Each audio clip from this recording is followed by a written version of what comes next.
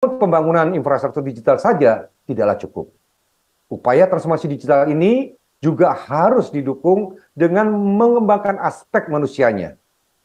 Karena manusia adalah jantung dari proses transformasi digital. Oleh karena itu, penting mempersiapkan talenta digital Indonesia agar siap dalam menghadapi perubahan dan mampu memanfaatkan perkembangan teknologi digital secara produktif serta memiliki kemampuan dalam menanggulangi risiko yang muncul bersamanya. Atas dasar itulah yang kemudian mendorong kami untuk melakukan peningkatan kesadaran, pengetahuan, dan kecakapan digital yang ditujukan pada 3 sektor, yaitu masyarakat umum, pemerintahan, dan pendidikan melalui berbagai program literasi digital. Pada tahun 2024 ini, Kementerian Kominfo akan kembali menghadirkan literasi digital sebagai upaya perwujudan masyarakat Indonesia yang siap dan sigap menghadapi peluang serta tantangan transformasi digital melalui 4 pilar utama, yaitu kecakapan digital, keamanan digital, budaya digital, dan etika digital. Selain beragam program peningkatan literasi digital, kami juga mengadakan sesi knowledge sharing dengan berbagai narasumber yang kompeten di bidangnya. Kami berharap melalui kegiatan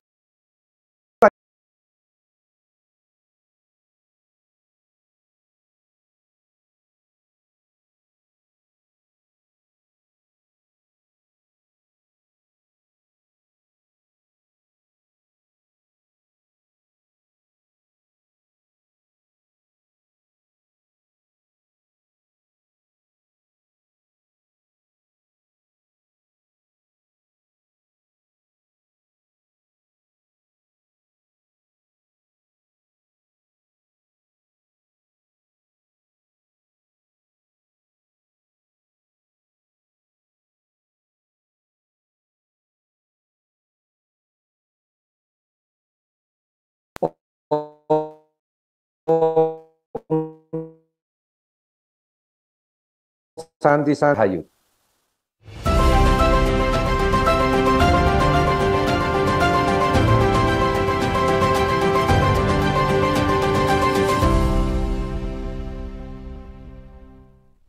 Baik, itulah tadi kita sama-sama mendengarkan sambutan dari Bapak Samuel Abrijani selaku Dirjen Aptika Komisi Informasi Republik Indonesia. Selanjutnya, mari kita sama-sama mendengarkan juga sambutan virtual dari Bapak Ari Budi Setiadi selaku Menteri Komunikasi dan Informatika Republik Indonesia. Dengan ini kami persilahkan.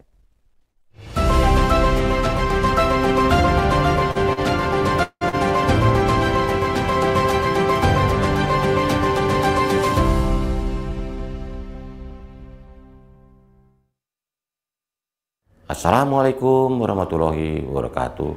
Shalom, Om Swastiastu, Namo Buddhaya, salam kebajikan dan salam sehat bagi kita semua.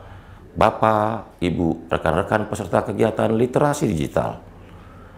Peningkatan kemampuan pemanfaatan internet secara aman dan produktif terbukti semakin urgent di tengah pesatnya penetrasi teknologi digital dalam kehidupan kita sehari-hari. Kondisi ini tentu harus menggugah kesadaran kita bersama untuk terus meningkatkan literasi digital di Indonesia. Terlebih pada tahun 2023, indeks literasi digital Indonesia berada di angka 3,65 dari skala 5 atau tingkat sedang. Angka tersebut memang menunjukkan peningkatan jika dibandingkan tahun sebelumnya, yakni 3,54. Namun bukan berarti kita dapat berpuas diri. Apalagi kegiatan literasi digital memiliki manfaat secara ekonomi seperti peningkatan kompetensi tenaga kerja dan partisipasi masyarakat dalam kegiatan berbasis ekonomi digital serta mewujudkan inklusi digital. Peluang ini tentu harus kita manfaatkan secara optimal dan sungguh-sungguh. Selain aspek ekonomi, aspek sosial dan budaya seperti membantu individu bereaksi bijak terhadap pesatnya teknologi sehingga terhindar dampak negatif yang ada juga menjadi salah satu manfaat kegiatan literasi digital. Bapak, Ibu, rekan-rekan sekalian, Menimbang kondisi tersebut, pemerintah Indonesia melalui Kementerian Kominfo secara konsisten menghadirkan pelatihan literasi digital secara masif. Di antaranya melalui Gerakan Nasional Literasi Digital atau GNLD yang telah memiliki 142 jejaring dari berbagai latar belakang, baik komunitas, akademisi, perusahaan teknologi, maupun organisasi masyarakat sipil. Program literasi digital Kominfo telah memberikan pelatihan kepada lebih dari 24,8 juta peserta di seluruh Indonesia sejak dicanangkan pertama kali pada tahun 2017. Berfokus pada 4 pilar literasi digital, yakni digital skill, digital safety, digital culture, dan digital ethics. Gerakan Nasional Literasi Digital merupakan upaya pemerintah untuk memperkuat kecakapan digital dasar masyarakat. Melalui program ini, kami mengajak masyarakat untuk mencegah penyebaran konten negatif, serta menciptakan ruang digital yang aman dan produktif, khususnya di tengah persebaran hoax dan disinformasi. Secara khusus, sebagai langkah peningkatan literasi digital dalam merespon hoax dan disinformasi, saya mengajak rekan-rekan semua untuk melakukan BAS, yakni baca dan pilih informasi dengan hati-hati. Ayo cek dulu kebenaran informasi melalui sumber terpercaya dan stop persebaran berita bohong dan disinformasi. Bapak, Ibu, rekan-rekan sekalian, sebagai penutup saya berharap antusiasme partisipasi rekan-rekan pada kegiatan literasi digital tidak berhenti pada kegiatan ini saja. Masih banyak kegiatan literasi digital yang dapat diikuti, dan masih lebih banyak lagi saudara-saudara kita yang perlu untuk mengikuti kegiatan literasi digital ini. Ayo kita jadikan Indonesia makin cakap digital untuk mewujudkan Indonesia terkoneksi, makin digital, makin maju. Salam literasi digital. Wassalamualaikum warahmatullahi wabarakatuh. Shalom, Om, Santi, Santi, Santi, Om, Namo Buddhaya.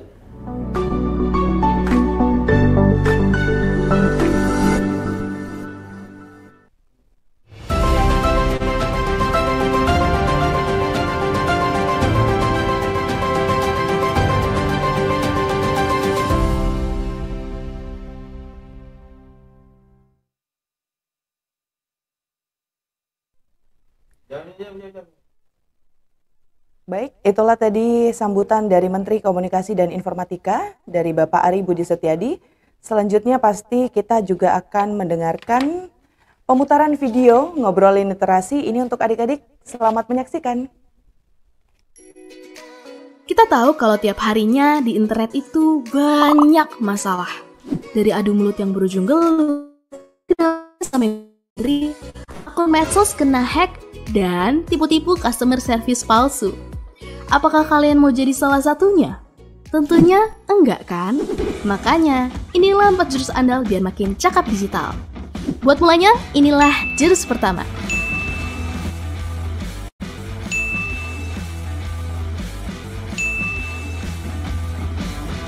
Kita mesti jaga etika biar netizen Indonesia nggak lagi dikenal paling nggak sopan se-Asia Tenggara. Bayangin etika di dunia maya itu sama pentingnya kayak dunia nyata. Lalu biar internet makin tentram, tanpa perpecahan, inilah jurus kedua.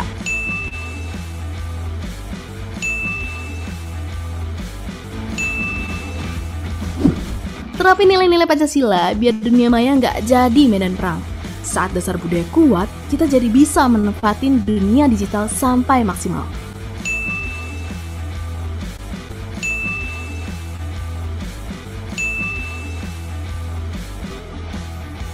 Makanya, di jurus ketiga ini, semakin kita jago, bahkan bisa cari ilmu dan cari uang. Dan saat kejahatan mengancam, kuasai jurus keempat biar tetap aman. Para penipu bakal takluk sama kita.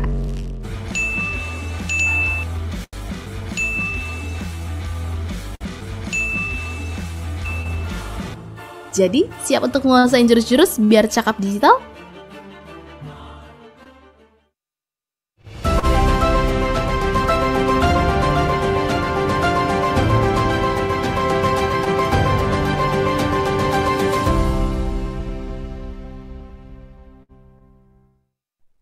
Jadi gimana adik-adik, sudah siap pastinya dan kuasai jurusnya untuk bercakap digital.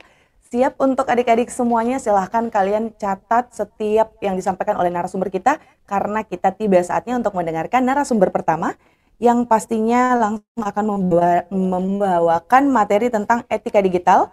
Langsung saja saya persilahkan kepada Ibu Anggraini Hermana selaku praktisi pendidikan dan trainer digital yang pastinya akan membawakan etika digital.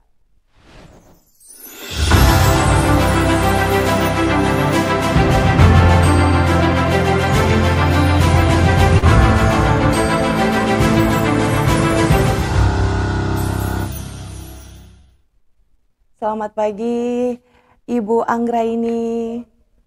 Selamat pagi, Kak Stefani. Bagaimana kabarnya, Bu? Kabar baik, Kak Stefani, apa kabar? Alhamdulillah, kabar baik. Baik, langsung saja, Ibu, saya kasih waktu dan tempatnya untuk memberikan materi mengenai etika digital. Baik, terima kasih, Kak Stefani. Ya, selamat pagi, Bapak Ibu guru dan juga adik-adik semuanya. Semangat belajar ya, masih puasa sampai hari ini, hebat sekali. Oke, sebelum kita mulai hari kita, izinkan saya menyapa terlebih dahulu narasumber yang nanti juga akan memaparkan pemaparan yang luar biasa. Ada Bapak Ari, selamat pagi Pak Ari. Dan juga nanti akan ada KOL, yaitu Kak Intan. Selamat pagi Kak Intan. Dan tentunya acara yang luar biasa ini dipandu dan didampingi oleh moderator kita yang luar biasa. Ada Kak Stefani dan juga juru bahasa isyarat. Ya, tema kita pada pagi hari ini sangat bagus, sangat menarik, dan ini sangat cocok ya untuk kita semua, baik pelajar di seluruh Indonesia maupun kita Bapak Ibu guru dan juga kita, saya dan semuanya. Cyberbullying apa sih itu ya? Sering dengar nggak kata-kata, oh ada cyberbullying gitu. Terus bagaimana ya cara menghentikannya? Oke, kita ke slide selanjutnya. Ya, kita sudah sering ketemu ya. Perkenalkan, saya Anggraini Hermana. Kita ke slide selanjutnya saja langsung karena bahasan ini cukup menarik. Nah, sebelumnya kita akan saksikan bersama ya adik-adik ya. Si Juki itu video yang tadi loh sudah ditayangkan sebelum mulai, tadi ada si Juki ya. Nah, kali ini si Juki bakalan ngomongin tentang cyberbullying. Apa sih itu? Yuk kita saksikan bersama-sama ya. Studio bisa membantu. Wah, gue Juki. Perkembangan komunikasi digital yang pesat bikin komunikasi bisa menembus batas-batas geografis dan budaya. Lo yang lagi rebahan di Salatiga bisa komen dan berinteraksi dengan orang di Zambia. Lo yang sedang jaga toko di Palembang bisa menikmati konten dari kreator di Bolivia. Setiap daerah dan negara punya budaya dan etika sendiri. Kita nggak bisa tuh samain kebiasaan kita sehari-hari dengan kebiasaan orang di luar sana. Masalahnya, kita sering lupa. Seolah-olah semua orang yang ada di internet menganut budaya yang sama dengan kita. Di Spanyol misalnya, ada budaya siesta atau budaya tidur siang. Nggak mungkin dong kalau lihat orang Spanyol posting tentang kegiatan tidur siang, terus kita bilang mereka itu pemalas. Jangankan antar budaya, antar personal aja kita manusia tuh banyak bedanya. Contoh kecelakaan yang mungkin menurut kita biasa aja, mungkin bikin orang lain di luar sana nggak bisa makan 3 hari karena ngebayanginnya. Makanya perlu banyak pertimbangan juga sebelum memposting sesuatu di media digital, sob. Itulah netiquette atau etika berinternet. Nggak tertulis memang, tapi perlu diketahui dan dibiasakan biar media digital jadi ruang yang sehat buat berkreasi dan berkomunikasi.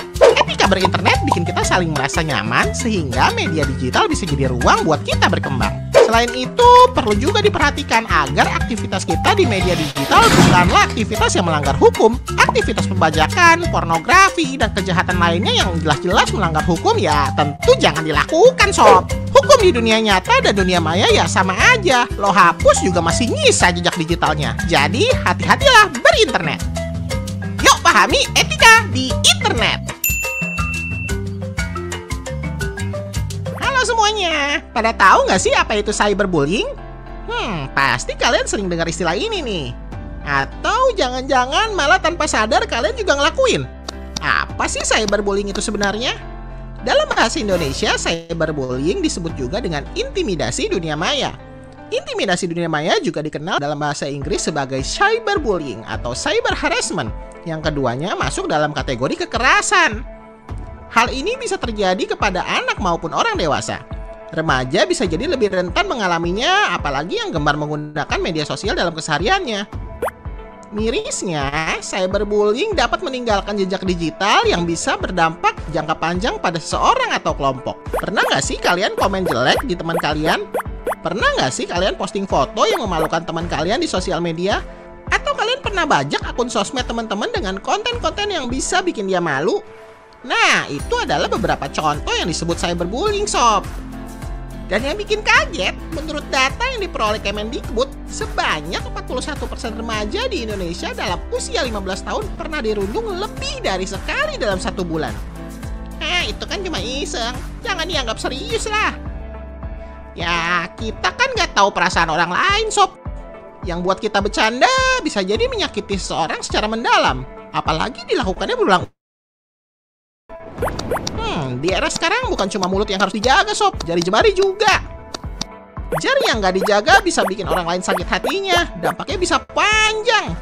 Bisa bikin kepercayaan diri rendah, malas bersosialisasi, terus menyendiri, depresi, dan yang paling parah, bikin orang berniat bunuh diri. Alah cemen, masa dibecandain doang depresi? Nah, kita tuh nggak pernah tahu karakter dan latar belakang seseorang. Bisa jadi komentar kecil yang kita anggap bercanda justru membuka luka masa lalunya. Dan kita nggak tahu udah berapa lama ia membawa bebannya. Ya, kalau kita nggak bisa bikin orang seneng, paling nggak jangan nambah beban mereka ya, sob.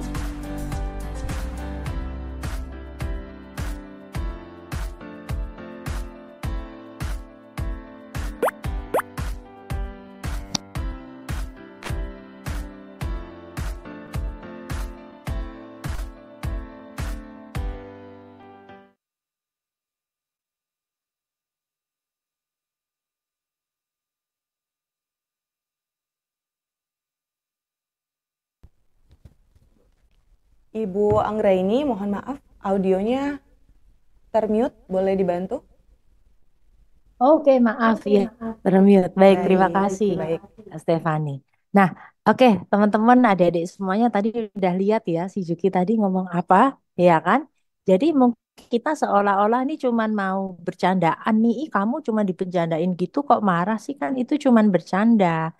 Tapi ternyata apa yang menjadi bercandaan ini menyakiti hati teman kita. Coba dibalik ya, dibalik misalnya gantian nih, kita yang ada di posisi teman kita. Kalau diejek seperti itu, kira-kira mau nggak? Kalau misalnya fotonya, oh lagi ketiduran gitu, di foto lagi jelek gitu mukanya, lalu disebar-sebar. Ih, ini tak kasih lihat, yang lain ketawa-ketawa. Tapi yang ada di foto itu kira-kira gimana perasaannya? Kita sih yang ikut nyebarin, ikut ngeliat, ketawa ya. Tapi kita coba harus berpikir apabila posisi kita ada di posisi kita itu. Malu pasti ya, kasihan ya. Nah, jadi jangan dilakukan seperti itu. Apa sih cyberbullying itu? Intimidasi di dunia maya, perundungan di dunia maya, ngejekin temennya, pokoknya bertindak sesuatu yang tidak baik membuat temennya itu jadi tidak nyaman. Nah, tapi kenapa ini disebut saya? Tapi ini dilakukan di dunia maya. Ya, kalau dilakukan langsung, misalnya di sekolah langsung ketemu temennya langsung ngejekin, nah itu kan. Kalau ini cyberbullying berarti ini hal yang sama seperti itu, perundungan, intimidasi, namun dilakukannya di dunia maya. Emang bisa, Bu? Bisa, ya. Jadi ini merupakan tindakan penyalahgunaan teknologi ya, yang tadinya teknologi digital, handphone, gadget, itu buat belajar, buat main game, buat nonton video yang bagus. Tapi justru disalahgunakan untuk merugikan orang lain seperti mengganggu, mengejek gitu ya, menyerang orang lain secara emosional, bikin temannya marah, bikin teman sedih gitu ya. Lalu seperti pakai sosial media, pakai pesan teks, pakai sosial media apa misalnya Instagram, ada Facebook, melalui email atau platform online lainnya. Teman-teman di sini sudah tahu ya, adik-adik SD dan SMP. SMP sudah banyak menggunakan tentunya. Oke, kita ke slide selanjutnya. Nah, contoh cyberbullying di dunia maya ini apa sih? Kita mengirim pesan yang kasar ke teman kita, mengirim pesan dengan bahasa yang tidak baik, yang sifatnya mengancam, sifatnya membuat yang menerima pesan kita itu menjadi tidak nyaman. Awas kamu ya, misalnya gitu. atau ngatain temannya, dasar kamu begini-begini, kamu atau apapun itu bentuk kalimatnya yang intinya itu pesannya kasar, pesannya tidak baik, membuat si yang menerima pesan itu jadi hatinya tidak tenang, merasa tidak nyaman. Nah, itu sudah termasuk cyberbullying ya. Lalu mengunggah foto atau video yang sifatnya mempermalukan, tadi kan sering ya, kadang lagi pura-pura HP-an, temennya misalnya lagi makan atau lagi ketiduran atau lagi apapun bukan apa, tanpa izin itu di video, lalu video tersebut disebarkan atau di foto tersebut dikasih lihat ke teman-temannya. Sifatnya hanya memperlukan temannya, mungkin maksudnya bercanda, tapi hal tersebut sudah termasuk dalam tindakan cyberbullying. Jadi jangan dilakukan ya, yang dilakukan. Lalu menyebar rumor palsu. Rumor palsu itu sama seperti fitnah, sama seperti berita yang tidak benar, berita hoax begitu ya.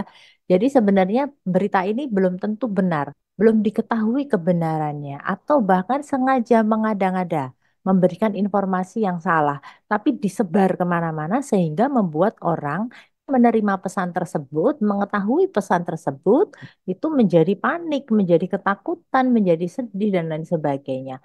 Nah, tindakan tersebut juga termasuk tindakan cyberbullying di dunia maya yang tidak bagus, tidak boleh dilakukan.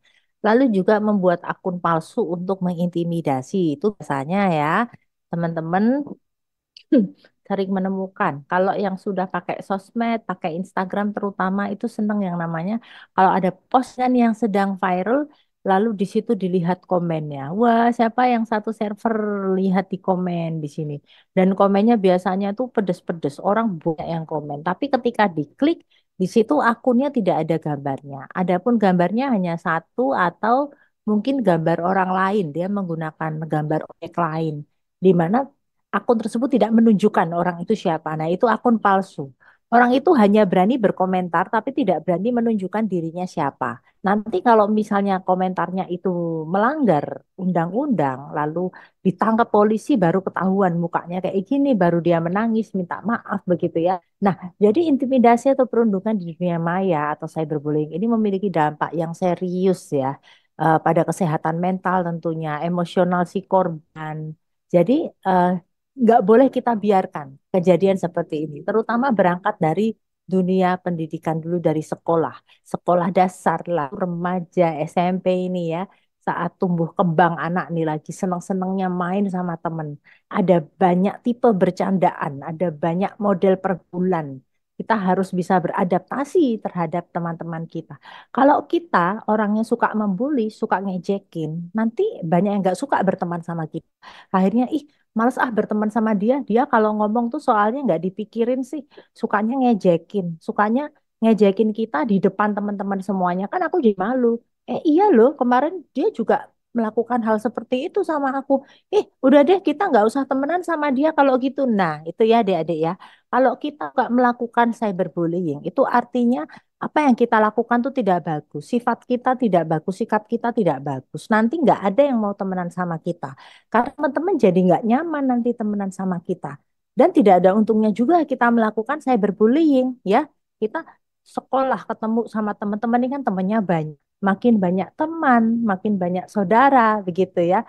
Tapi kalau kita ngejekin seperti itu, biarpun satu kelas isinya orang banyak, nanti nggak ada yang mau temenan sama kita. Nah, itu ya. Nah, jangan. Oke, kita ke slide selanjutnya.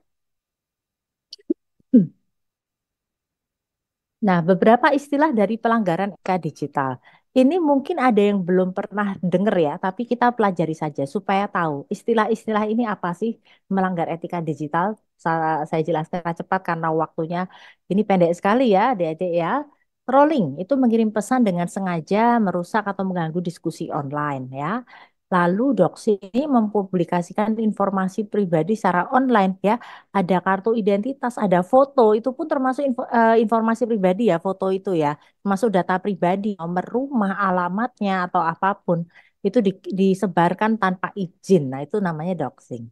Lalu catfishing. Catfishing itu membuat profil palsu, tadi ya, sudah saya jelaskan ya, yang tujuannya itu menipu. Profilnya palsu, lalu nginbox ke orang lain, lalu pura-pura minta tolong atau mengajak kenalan tapi dengan tujuan yang buruk, misalnya minta uang atau hal-hal yang merugikan si korban. Lalu di sini ada grooming, itu memanfaatkan internet untuk membangun hubungan dengan anak. Nah, ini hati-hati. Adik-adik yang suka main game online, yang suka mabar, main bareng, ketemu sama temennya, entah itu nanti ketemunya di Discord, ketemunya langsung minta nomor WhatsApp, atau bahkan di room chat di game. Nah, itu harus hati-hati, karena tidak sedikit ada fenomena grooming di sini. Seolah-olah anak-anak satu umuran dengan kalian semua. Oh, sama-sama umurnya 10 tahun kok, sama-sama umurnya 9 tahun, 8 tahun, dan lain sebagainya. Dia menggunakan profil yang bukan wajahnya dia. Tapi ternyata di balik itu mereka adalah orang dewasa yang memiliki tujuan tidak baik terhadap anak-anak ya. Itu sudah banyak terjadi ya. Jadi adik di sini kalau mau mabar, kalau mau kenalan sama temennya sebatasnya aja. Komunikasi saat main game. Tapi kalau mereka meminta lebih lagi, aku minta nomor handphone dong gitu. Oh, aku boleh dong join ini ngobrol lewat Discord dan segala macam. Dan ketika dia tidak menggunakan profil pribadi, dan ketika orangnya kok aneh begitu ya, itu mending langsung diblok saja, di skip saja ya. Karena ini ada banyak sekali kejadian seperti ini, grooming ya, memanfaatkan game, memanfaatkan segala macam dengan tujuan tidak baik, tetapi di balik itu mereka tidak seumuran dengan kalian. Mereka adalah orang dewasa dengan tujuan yang tidak baik. Lalu hate speech. Nah, ini menyebarkan kebencian ya, menyebarkan kebencian. Adik-adik di sini masih sekolah ya, SD, SMP, berpendapat boleh, namun sekiranya tidak ada hubungannya dengan kalian, tidak ada hubungannya dengan pelajaran, apalagi kemarin ya, saat pemilu itu banyak sekali itu anak ikut berkomentar, aduh, untuk apa ya gitu ya. Maksudnya belum ke situ, nanti dulu, belum ke situ ya. Kalian belajar dulu nih matematikanya kira-kira gimana? Sudah sudah paham semuanya belum gitu ya? Ujiannya kira-kira bagaimana? Ada yang sulit, ada yang mau ditanyakan ke ibu guru. Nah, fokus dulu ke situ ya. Fokus dulu ke belajar. Lalu ada stalking. Stalking ini memantau temannya, mengikuti. Jadi punya akun tapi diam aja. Aku mau lihat punya temanku. Kalau ngelihat sekedar untuk kita ngefans nih sama artis idola. Oh, kita mau cari referensi itu nggak apa-apa. Tapi kalau stalking dengan tujuan kita ngikuti, terus tapi tujuannya itu merugikan, tujuannya nggak baik. Aku ikutin dia, aku biar tahu rumahnya di mana. Oh itu rumahnya di situ. Oh dia suka pergi ke sini. Oh karena kesukaannya ini. Oh hobinya olahraganya ini. Lalu dikumpulkan data tersebut. Wah ini saat ini rumahnya kosong. Dia biasanya eh, pergi jam sekian sampai sekian. Aku datangi rumahnya lalu terjadi pencurian dan segala macam. Nah itu ya, itu tidak baik ya. Berawal dari stalking dulu, memantau, mengikuti. Nah maka itu kita juga jangan memposting apapun itu di sosial media yang sifatnya pribadi, seperti nomor rumah, alamat kita, itu jangan. Lalu ada shorting, melakukan panggilan palsu, kayak telepon palsu, pura-pura gitu ya.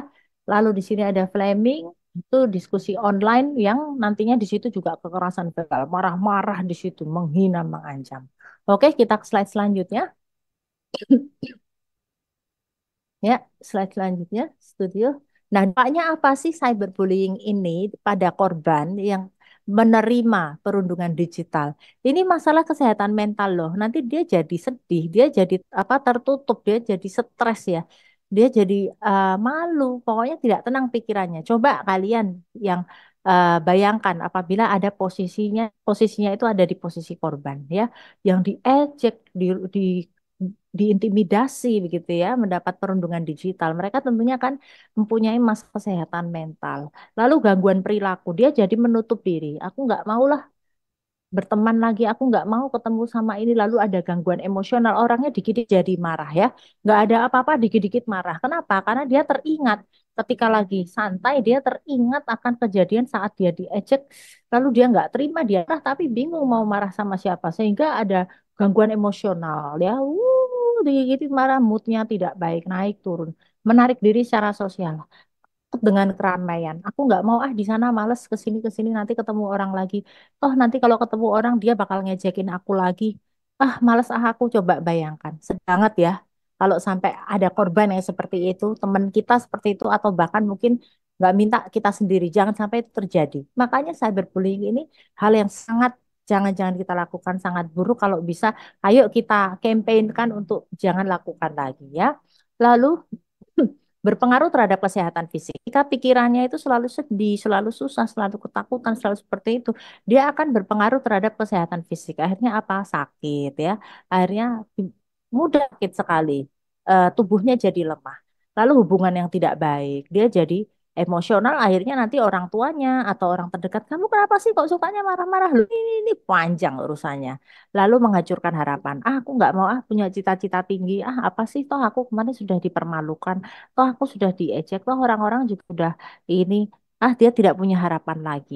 Lalu akhirnya apa? Ini yang paling parah ya. Memiliki potensi tindakan bunuh diri. Ketika orang tidak punya harapan, aku sudah ada gunanya lagi. Sepertinya aku sudah tidak diterima. Aku sudah melakukan ini itu. Sudah malas. Sudah uh, orang sudah ini ya pusing sekali.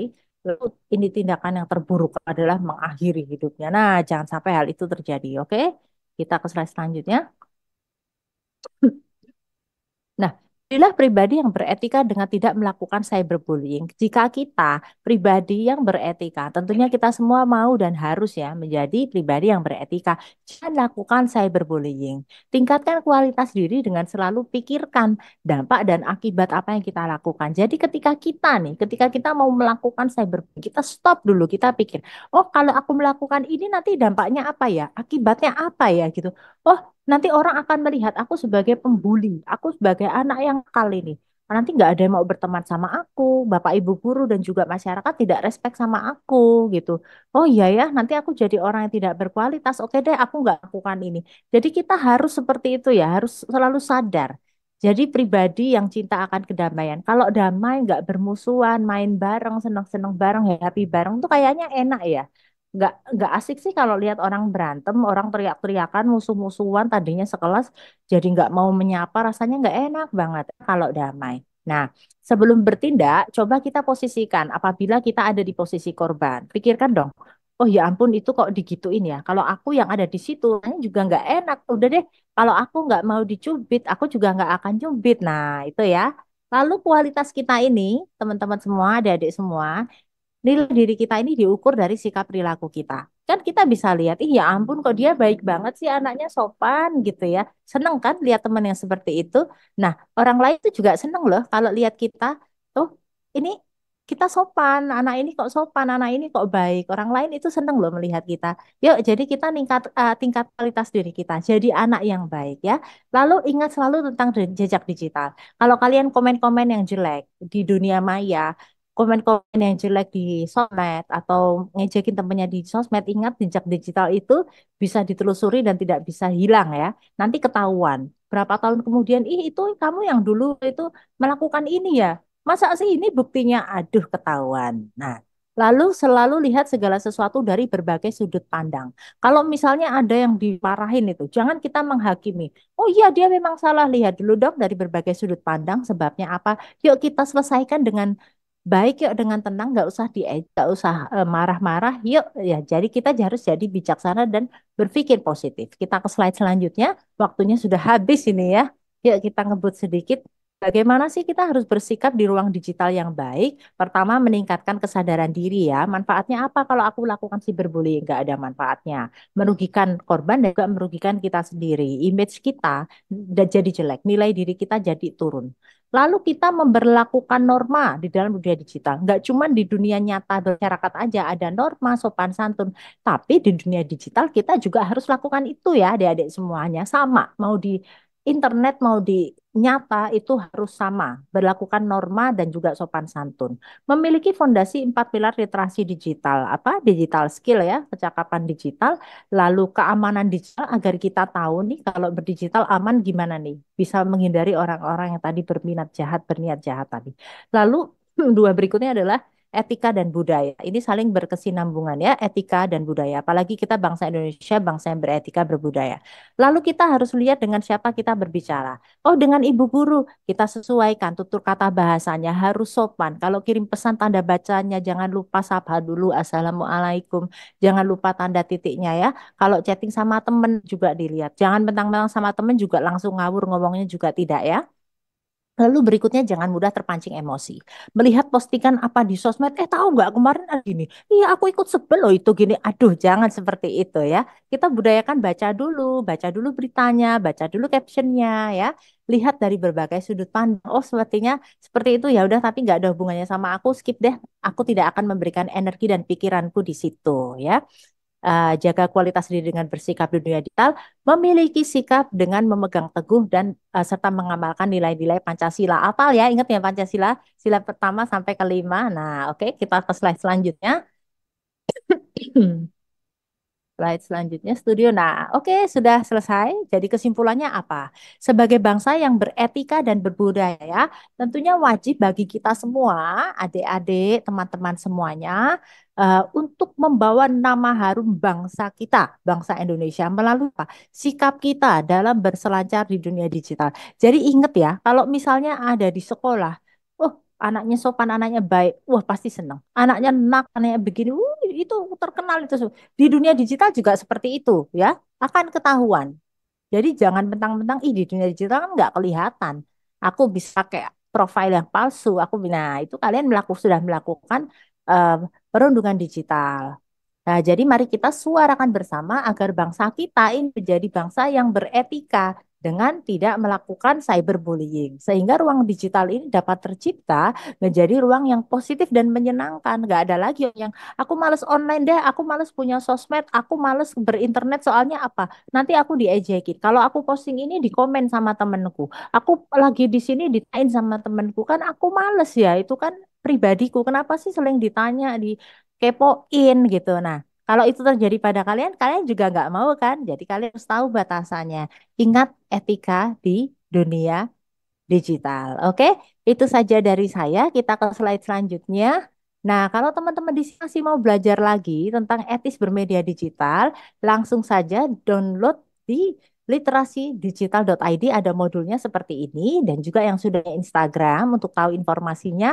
Follow Instagramnya @literasidigitalkominfo. Oke, slide selanjutnya saya ucapkan terima kasih. Saya balikan kepada Kak Stefani di studio. Terima kasih.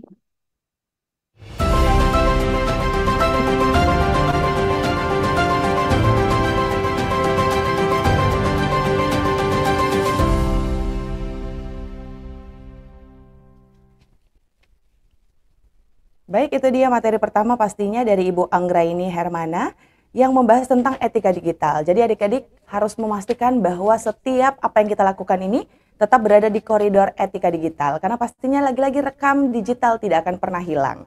Dan untuk itu juga saya mengingatkan kepada adik-adik, jangan lupa untuk mempersiapkan pertanyaannya karena nanti di akhir acara atau di akhir sesi akan ada 10 penanya terbaik yang mendapatkan digital e-money masing-masing Rp100.000. Kita langsung melangkah ke materi selanjutnya. Narasumber kedua langsung saja saya mengundang ada Bapak Ari Ujianto selaku pegiat literasi dan advokasi sosial yang akan membawakan materi mengenai aman digital. Kami persilahkan.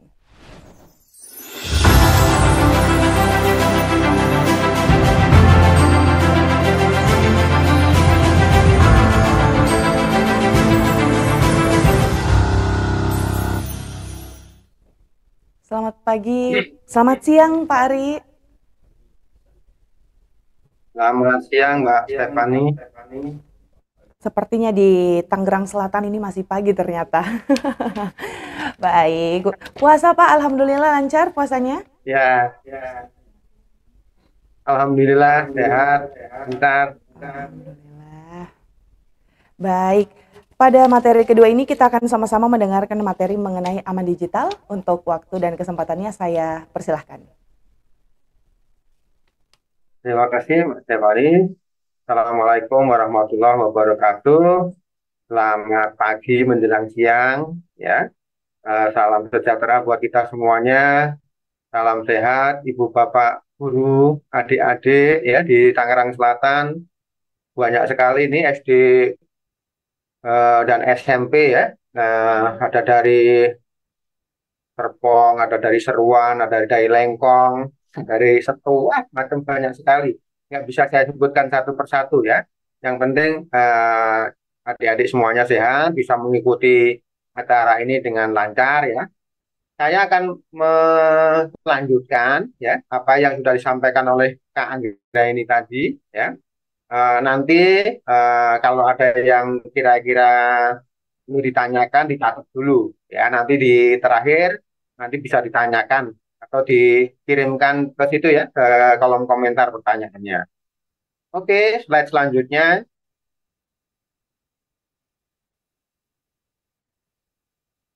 Ini nama saya ya, adik-adik. Saya kegiatannya sehari-hari di sini di bagian advokasi sosial di nama lembaga saya Jala BRT. Saya juga narasumber sejak 2021 ya, tukang tukang begini ini jadi narasumber dari tahun 2021 sampai sekarang.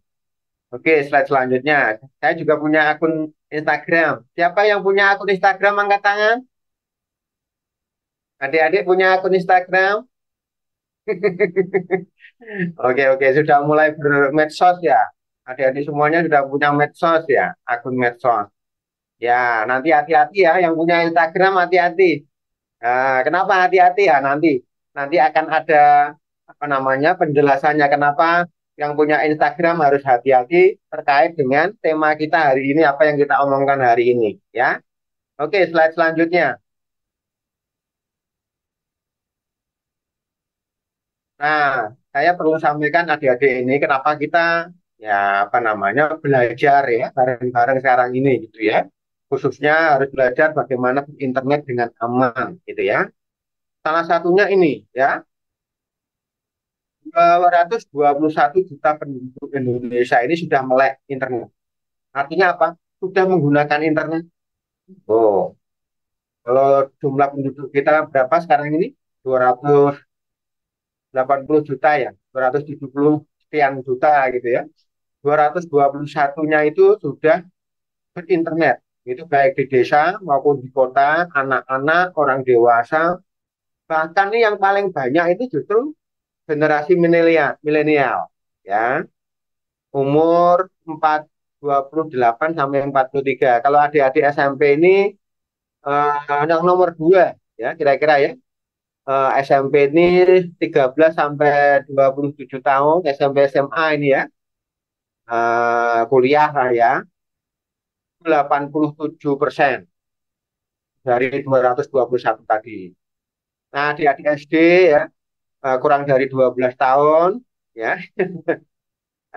Itu 48%. Banyak juga ya, 48% juga banyak juga anak-anak SD itu yang sudah berinternet.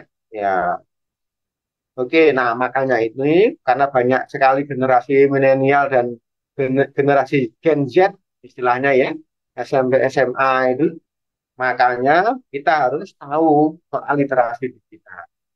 Oke, slide selanjutnya. Nah, ini kita apa ngomong keamanan digital ya. Itu ada gambar-gambarnya. Gambar yang pertama ada komputer ya, desktop, ada tanda serunya. Ya, kira-kira apa itu tandanya? Artinya apa, adik-adik? Ada apa? Komputer, ada monitornya, ada tanda serunya. Ya, ini hati-hati soal virus. Soal virus. Jadi virus tidak hanya menyerang secara langsung, tetapi bisa lewat komputer, ya. Virus untuk komputer ya, malware istilahnya begitu. Hati-hati soal virus karena bisa nanti data kita hilang, atau kalau yang virus yang canggih-canggih bahkan bisa apa namanya mengancam kalau perusahaan-perusahaan itu kalau kena virus gitu ya bisa diancam, misalnya datanya dirusak, ya minta tebusan. Nah, hati-hati ya. Artinya apa? Kita harus paham soal keamanan alat-alat digital kita, hardware maupun software. Terus ada orang yang itu ya pakai kacamata eh, topi warnanya merah ya, warnanya merah ya. Ini hati-hati penipuan ya, kejahatan-kejahatan ya di dunia digital itu banyak sekali. Penipuan tadi Mbak kakak Anggra ini sudah bilang tuh, ada hubungan ada macam kejahatan-kejahatan itu. Ada pornografi juga dan sebagainya. Nah, kemudian ada tulisan login. Nah, itu soal password adik-adik ya. Adik-adik harus menggunakan password dengan baik. Jangan dibagi-bagikan password. Passwordnya jangan yang gampang-gampang. Kalau mau aman, adik punya akun akun Instagram, akun Facebook, ya, ataupun email, nomor email, passwordnya jangan yang mudah dan jangan dibagi-bagikan. Dan harus rutin diganti. Ya, rutin diganti 3 bulan, tiap 3 bulan atau 6 bulan diganti passwordnya. Ya, biar aman. Nah, yang ketiga, yang selanjutnya itu ada gambar borgol. Kenapa ada gambar borgol? Biasanya siapa yang diborgol adik-adik? Penjahat-penjahat ya. Ya, tetapi adik-adik ya, orang yang melakukan tadi cyberbullying tadi, perundungan juga bisa diborgol, bisa dihukum, ya, bisa dihukum pidana penjara maupun pidana denda. Oh, sampai 4 tahun, bisa sampai dendanya miliaran. Ya, hati-hati ya. Kalau adik-adik tadi bilang di Kak Anggra ini tadi ngejek temen-temennya lewat media sosial, menjelek-jelekan, nyebar-nyebarin apa data-data pribadinya, hati-hati soal. Oke, slide selanjutnya, ya cepat ya. Nah, ini ada filmnya. Mohon untuk apa namanya, admin bisa memutar filmnya. Yang terakhir ya. Silakan kalau bisa sekarang, nggak apa-apa. Oke ya. Nanti filmnya terakhir aja. Nanti disetel filmnya yang terakhir ya. Ini tadi sudah saya sampaikan, hati-hati yang punya Instagram, ya, punya akun Instagram. Karena paling banyak perundungan atau cyberbullying itu di Instagram. Ya. Karena Instagram, kenapa banyak Instagram? Karena Instagram rata-rata memang bisa untuk berbagi gambar ya, biasanya berbagi gambar, foto, sekarang ini juga video pendek dan sebagainya. Itu biasanya gitu ya. Untuk gambarmu jelek, ketemu gendut, macam-macam. Hinaan-hinaan sehingga apa namanya tadi yang disampaikan Kang Angira ini akibatnya macam ya. Instagram, kemudian Facebook yang kedua, yang ketiga ada Snapchat, yang keempat WhatsApp, ya WhatsApp juga ya, YouTube dan terakhir Twitter. Ya, tapi itu biasanya adik-adik yang sekolah itu biasa pakai Instagram, ya rata-rata perundungan atau tadi cyberbullying tadi itu eh, banyak lewat Instagram. Nah, selanjutnya. Nah, ini tanya nih, ini menurut penelitian ya adik-adik semuanya, ibu bapak pun juga. Kenapa mereka melakukan perundungan atau cyberbullying tadi? Ada, oh saya dihina, saya ganti menghina. Saya diejek, ganti mengejek. Saya diancam, saya ganti ngancam. Adalah sikap. Mengalihkan perasaan. Ya hati-hati ya. Nomor 2 dan nomor 3 ini adik-adik yang gabut, yang bosan ya, yang gabut, hati-hati. Nah, isi dengan hal yang positif ya kalau gabut ya. Jangan malah melakukan bullying, cemburuan. Di sana kok punya punya pacar gitu ya. Di sana kok apa namanya nilainya bagus-bagus, di sana kok eh, lebih kaya. Nah, ada ketemburuan itu hati-hati ya. Anonimitas, apa itu anonimitas?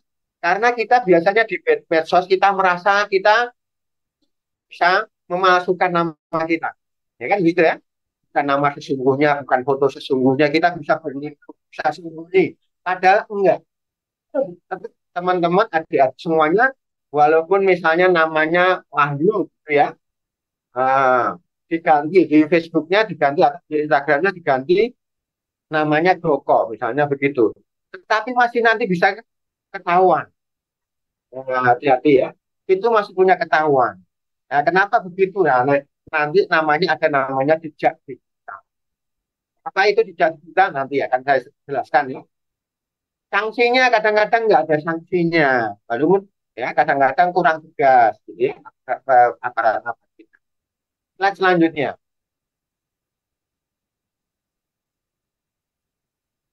Adik-adik ya, kalau adik-adik dibully, diejek, diancam, ya, kemudian apa namanya, diolok-olok, dihina, ya, lewat Instagram, lewat medsos lah ya, media sosial, apa yang harus dilakukan? Pertama, tenang. Eh, jangan langsung respon, ya. Jangan langsung, uh, ajar ini, misalnya gitu ya, langsung dibalas, jangan. Tenang dulu. Kem- ya, kemudian abaikan saja, abaikan saja. Atau kumpulin buktinya, di screenshot, kita foto. Siapa yang menghina kita, kita foto. Laporin, ya, kemudian laporkan. Lapor siapa? Bisa ke bapak ibu guru, bisa ke orang tua kita. Ya, kalau kita tahu misalnya teman kita yang membuli kita, lapor bapak ibu sama ya,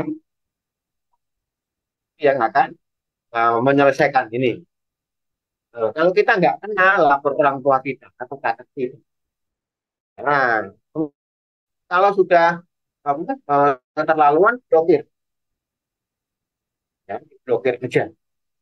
Nah, artinya kita nggak usah berteman dengan itu, aku nggak bisa mengikuti itu. Nah, kita blokir aja. Oke, slide selanjutnya.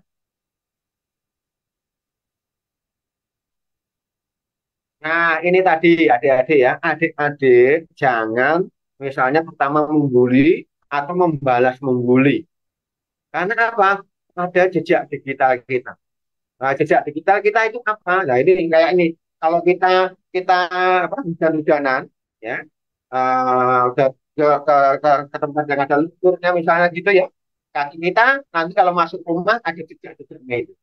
Nah, itu namanya jejak. Tapi di dunia digital juga ada jejaknya. Nah, jejaknya apa? Nah, slide selanjutnya.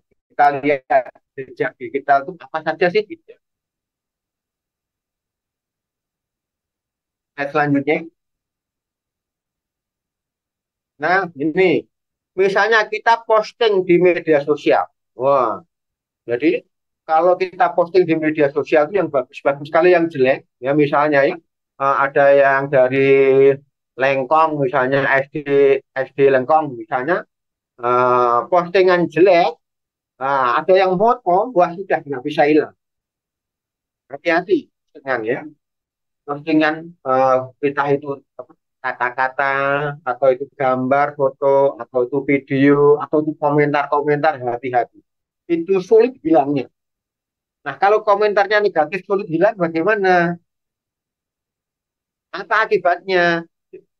Adik-adik itu nanti mempengaruhi adik-adik dapat beasiswa. Mau sekolah yang lebih tinggi misalnya. Kalau dapat beasiswa, dicek dulu beasiswanya. Ya, ditanya ya. Adik-adik dari SMP 18 Tangerang, medsosnya kayak apa? Ya, dari Tangerang Selatan ya. Dicek medsosnya. Ada pernah komentar buruk enggak? Ada postingan yang negatif-negatif ya. Oh, nah, wah itu bisa nanti ya dapat beasiswa. Dapat pekerjaan juga akan susah. Ya, kalau karena postingan negatif. Nah, kita pencarian di Google, apa saja kita juga bisa, itu namanya meninggalkan jejak. Tontonan di YouTube, pembelian di marketplace, ya, jalur ojek online, itu juga ada meninggalkan jejaknya di dunia digital. Ya, kita pernah ngojek online kemana saja, ya, game online yang dimainkan, itu juga ada jejaknya. Nah, makanya yang bagus-bagus kalau kita berdunia internet, yang bagus-bagus saja, yang positif-positif saja. Aplikasi yang diunduh, musik online yang didengerin, ya, situs web yang dikunjungi dan sebagainya. Nah, itu makanya nggak bisa membuli atau membalas membuli karena nanti jejak digital kita itu bisa dilacak. Ini negatif atau positif. Kalau negatif nanti berpengaruh pada karir kita, masa depan kita. Masa depan kita itu misalnya mau sekolah lagi sulit dapat beasiswa, mau mencari kerja, sulit dapat kerja. Karena medsos kita jelek banget, itu. Ya. Kan semua orang ini kan sekarang lihat medsos. Tadi 221 juta orang itu di Indonesia itu sudah terkoneksi dengan internet. Jadi hati-hati di dunia digital. Slide selanjutnya.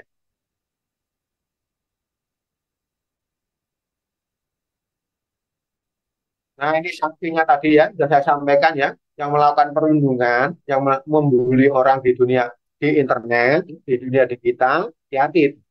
Asal yang undang-undang yang baru ini ya, perubahan kedua undang-undang ITE. Nah, ITE itu apa? Informasi dan transaksi elektronik. Ya, bisa dipidana 6 tahun loh. Ya. Oh, denda 1 miliar. Bayangin. Ya, hati-hati soal ini ya. Duitnya siapa ini kalau kita melakukan itu? Hati-hati. Ya. Nah, kalau anak-anak tentu saja nanti akan ada beda dengan orang dewasa. Ya, prosesnya berbeda, penanganannya berbeda, tetapi tetap diproses. Ya, dibiarin. Nah, hati-hati soal itu. Slide selanjutnya. Ada kesimpulan. Ya. Intinya nggak ada yang 100% aman di internet. Sama saja.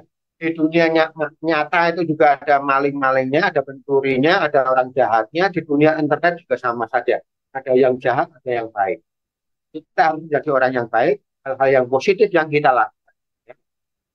Lakukan perundungan di dunia maya, membuat kita ya, tapi negatif. Dan bisa dipidana, bisa didenda. Hati-hati dan cerdas dengan jejak digital kita karena berdampak pada masa depan kita. Selalu melindungi data pribadi, ya, jangan mengunggah data kita akun digital kita, platform digital. Oke, slide terakhir. Belum nanti moga-moga filmnya bisa dibuka. Slide terakhir. Modulnya di literasi digital. Oke, terima kasih. Apakah filmnya bisa diputar?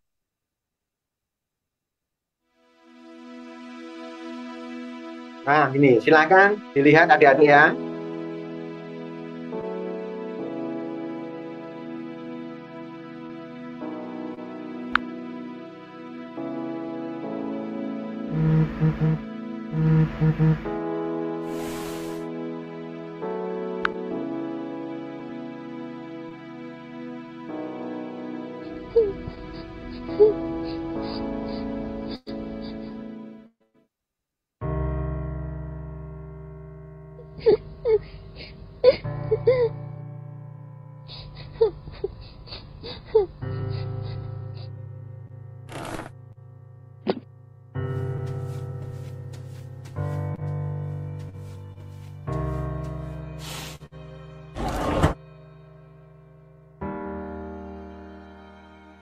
Hei, tunggu dulu.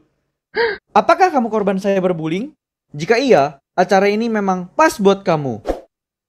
Dulu, bullying dilakukan secara langsung. Namun sekarang, bullying dapat dilakukan melalui internet yang dinamakan cyberbullying. Dampak dari cyberbullying itu bisa bikin orang depresi loh.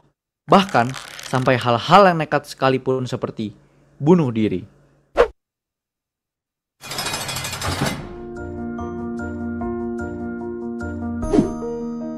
Apakah kamu tahu pelaku cyberbullying bisa mendapatkan ancaman 6 tahun penjara atau denda paling banyak 1 miliar rupiah?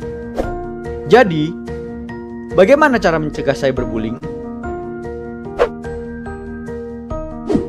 Pertama, jangan merespon komentar negatif. 2. Melapor kepada orang tua. Dan ketiga, jangan membagikan data pribadi yang tidak perlu. Nah, itulah hal-hal seputar cyberbullying yang perlu kamu ketahui. Ingat, bunuh diri bukanlah solusi.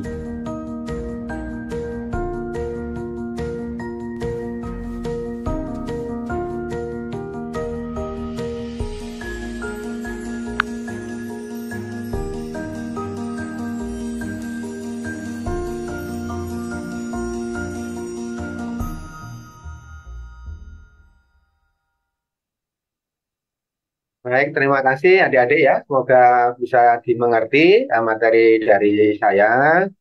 Eh, Sampai ketemu nanti di pertanyaan ya, di forum pertanyaan. Saya kembalikan ke Kak Stefani. Moga-moga ada manfaatkan semua. Assalamualaikum warahmatullahi wabarakatuh. Terima kasih, selamat siang.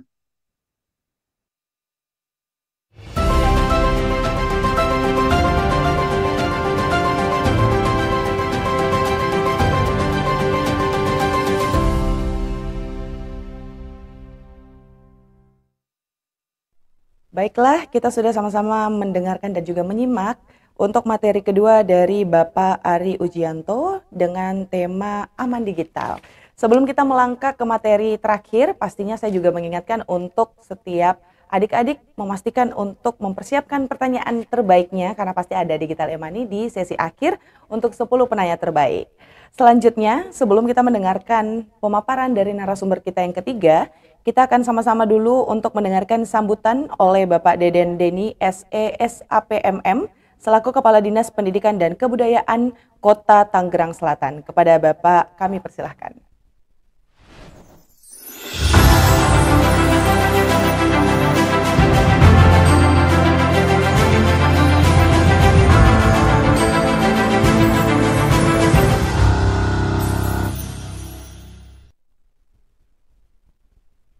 Selamat pagi, Pak. Baik, mohon izin, Pak. Mungkin audionya boleh dibantu, belum terdengar. Baik, terima kasih. Selamat pagi, Mbak Intan. Baik, izin. Assalamualaikum warahmatullahi wabarakatuh. Alhamdulillahirrahmanirrahim. Wassalamualaikum warahmatullahi wabarakatuh. Amma ba'du. Yang saya hormati Menteri Komunikasi dan Informasi Republik Indonesia, Bapak Ali Budi Setiadi, Dirjen Aptika Kementerian Komunikasi Informasi Republik Indonesia, Bapak Samuel Abrijani Panggerapa. Yang saya hormati pula Bapak Ibu narasumber dan peserta kegiatan hari ini, yaitu kegiatan cyberbullying. Sebelumnya saya mohon maaf Bapak Ibu sekalian, baru bisa bergabung di tengah-tengah, barusan biasa hari Senin ada aja kegiatan yang tidak bisa ditinggalkan Bapak Ibu sekalian. Baik, pertama tentu sama-sama kita panjatkan puji syukur ke hadirat Allah Subhanahu wa taala atas rahmat dan karunia-Nya, yang mana hari ini kita masih diberi kesehatan dan tentunya hari ini kita bisa sama-sama mengikuti kegiatan cyberbullying. Tentu ini kegiatan yang luar biasa, terutama bagi siswa-siswi, khususnya barangkali yang hari ini hadir mengikuti kegiatan tersebut, kegiatan hari ini, siswa-siswi SD dan SMP Kota Tangerang Selatan juga. Mudah-mudahan kita senantiasa dalam lindungan Allah Subhanahu wa taala. Selanjutnya tentu kami dari Dinas Pendidikan dan Kebudayaan Kota Tangerang Selatan mengucapkan terima kasih atas fasilitasi kegiatan hari ini, Bapak Ibu sekalian. Tentu ini kegiatan yang tentunya sangat bermanfaat karena barangkali ya tidak semua siswa-siswi paham, mengerti kaitan dengan manfaat teknologi, digital teknologi. Yang tentu hari ini semua siswa saya kira setiap hari menggunakan HP, menggunakan teknologi yang tentu yang tidak mereka sadari bahwa ada barangkali ekses dari kemajuan teknologi yang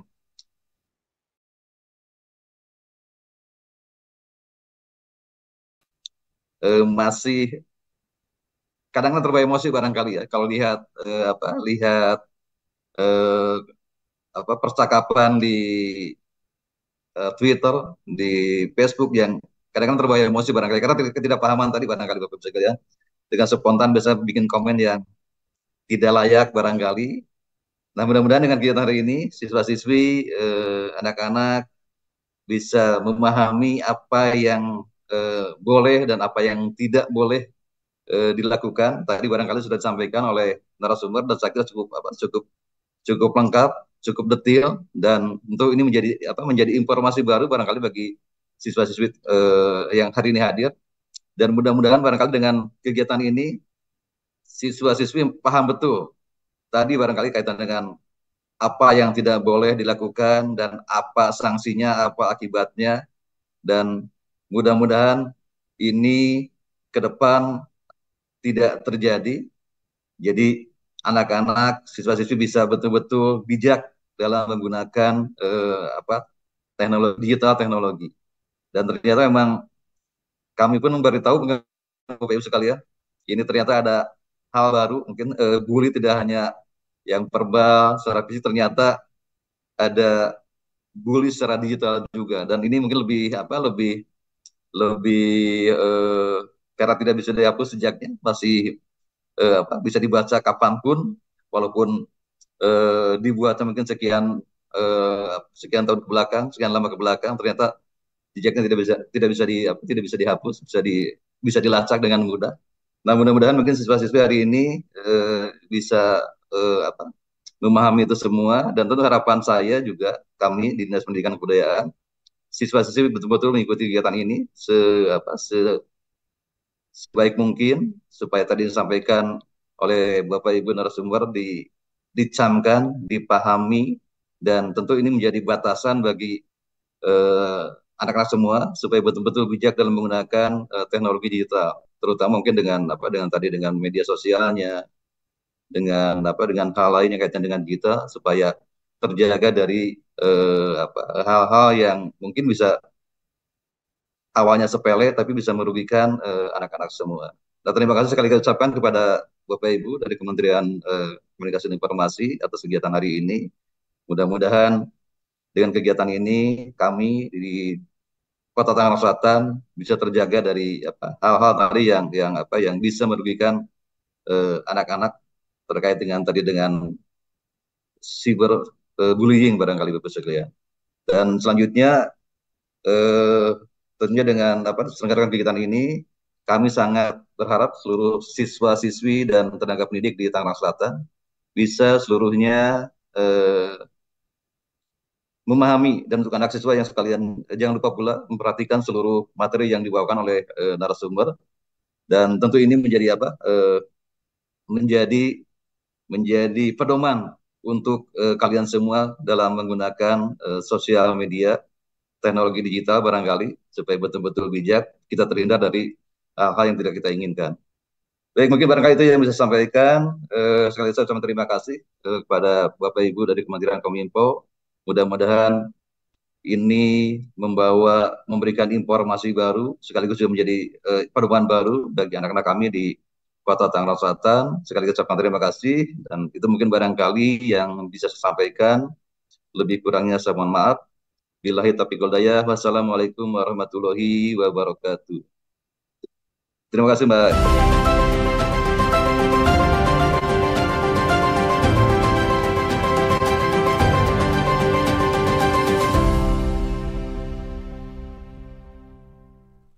Waalaikumsalam warahmatullahi wabarakatuh. Kita sudah sama-sama mendengarkan juga sambutan dari Bapak Deden Deni SE SAPMM selaku Kepala Dinas Pendidikan dan Kebudayaan Kota Tangerang Selatan. Terima kasih Pak telah membersamai kita semua. Ternyata pada pagi hari ini juga turut membersamai adik-adik yang telah mengikuti webinar kita. Baik, selanjutnya kita masih akan mendengarkan pemaparan dari narasumber ketiga. Untuk adik-adik kembali juga Kak Stefani mengingatkan untuk mempersiapkan pertanyaan terbaiknya. Dan untuk narasumber kita yang ketiga, langsung saja saya mengundang kepada Kak Intan Imelda selaku influencer yang akan membawakan mengenai budaya digital. Untuk itu, kami persilahkan.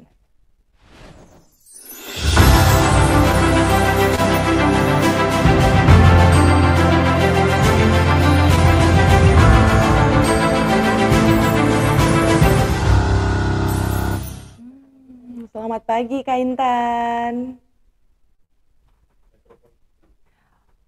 Baik, mohon izin Kak Intan, mungkin boleh dibantu, masih termute mikrofonnya. Oke, sudah nyala? Oke, sudah nyala. Sorry, sorry. Apa Oke. kabar Kak Stefani?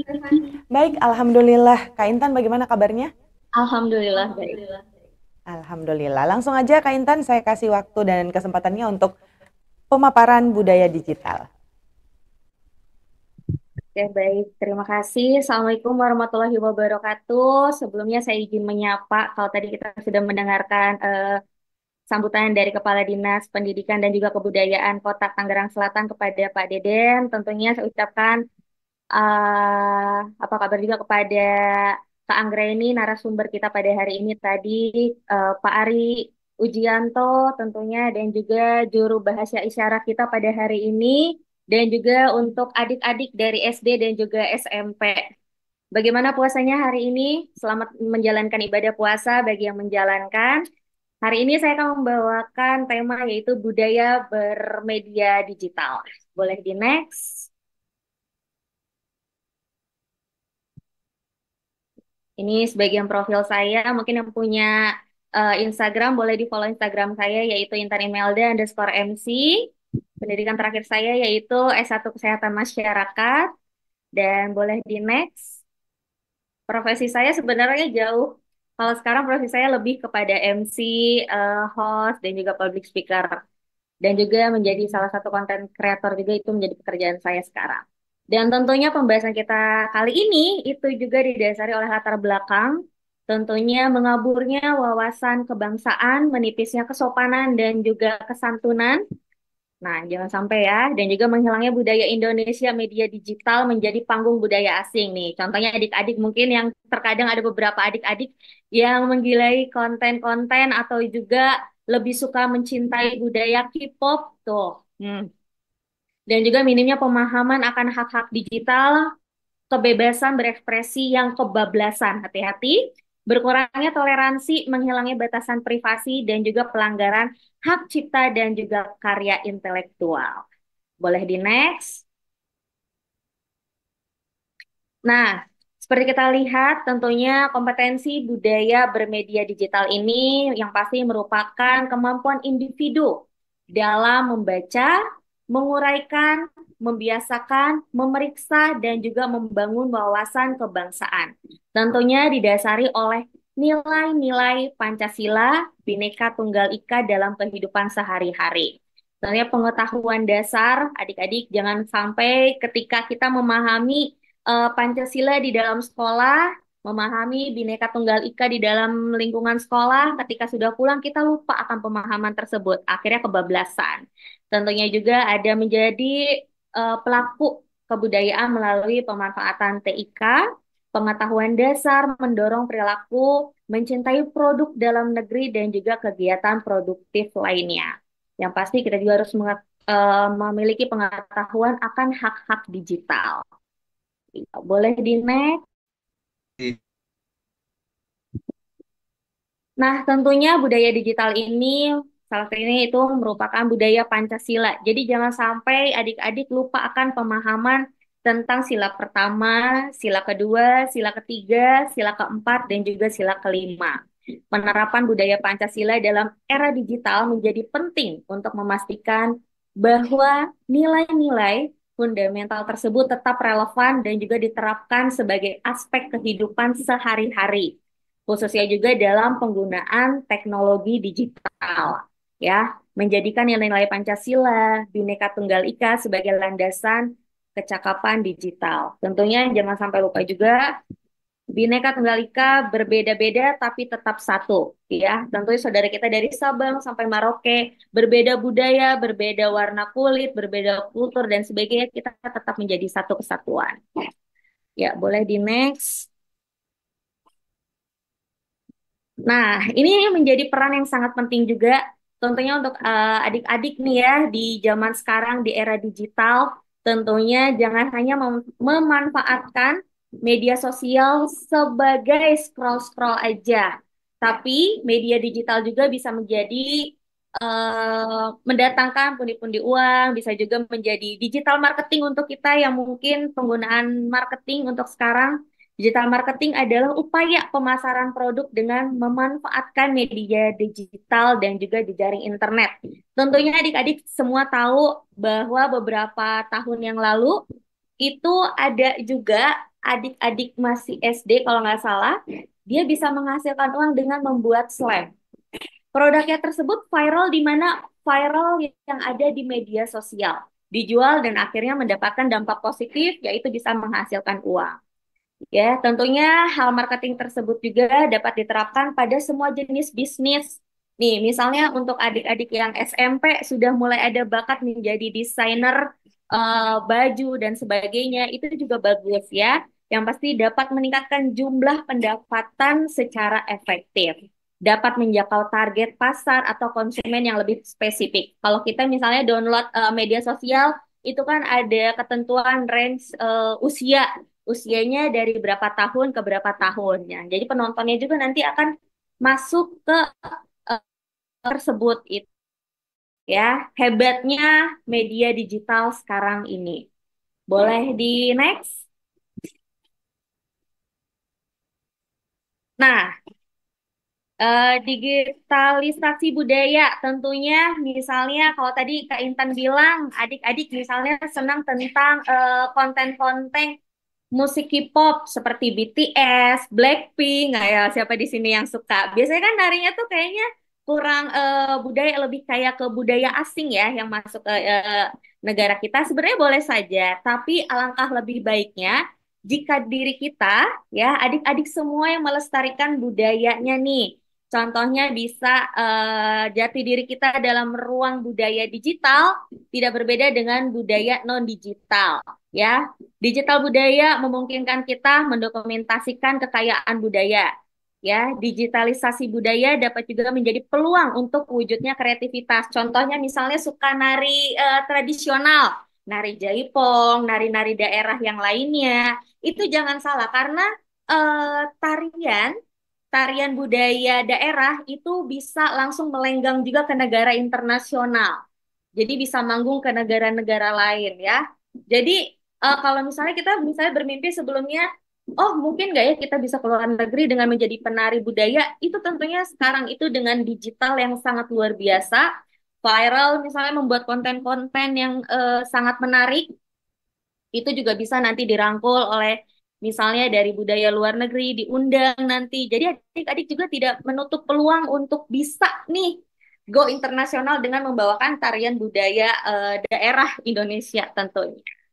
Jadi harus banyak-banyak kreativitasnya juga ya. Jadi jangan malu untuk menjadi penari daerah ya, karena peluangnya juga sangat bagus untuk kita menjenjang karir ke negara-negara luar. Ya, boleh di next. Nih, ayo. Siapa yang masih malu untuk menggunakan batik? Jangan pernah malu menggunakan pakaian batik ya, contohnya ya. Yang pasti kita harus cinta produk dalam negeri. Contohnya Kak Intan pada hari ini menemui adik-adik dari SD, SMP menggunakan pakaian batik yang sekarang modifikasi ya. Bisa dilihat yang misalnya sebelah kiri ini full black, dimix dengan batik ya. Tentunya kita juga memiliki ciri khas batik Banten. Ya, mungkin ada batik dari daerah Tangerang, ciri khas motifnya seperti apa. Yang bisa terkenal di luar negeri juga itu ada batik dari Baduy. Nah, itu menjadi tradisi kita juga. Yang juga mengutamakan dan juga bangga menggunakan produk dalam negeri. Ya, foto di kakak-kakak sebelah kiri sini, itu sudah menjadi produk dalam negeri, baju batik yang juga dimodifikasi. Ya, dimodifikasi dengan celana jeans, bisa dijadikan dengan rok, menggunakan hijab juga, jadi tidak membatasi. Dan juga memberi feedback positif tentunya bagi budaya kita. Bisa menjadi juga pelaku usaha khususnya.